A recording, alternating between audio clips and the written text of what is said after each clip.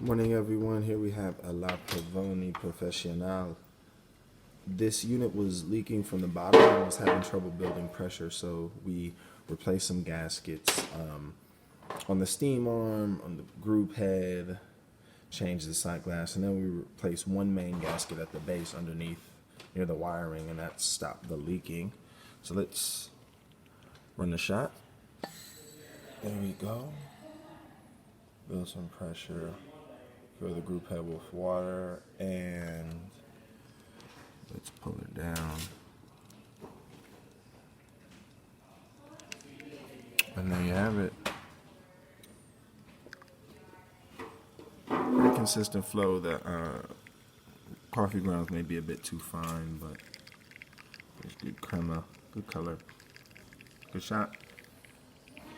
Thank you for watching. Please give this video a thumbs up and subscribe to our YouTube channel for more content like this every day. Thank you.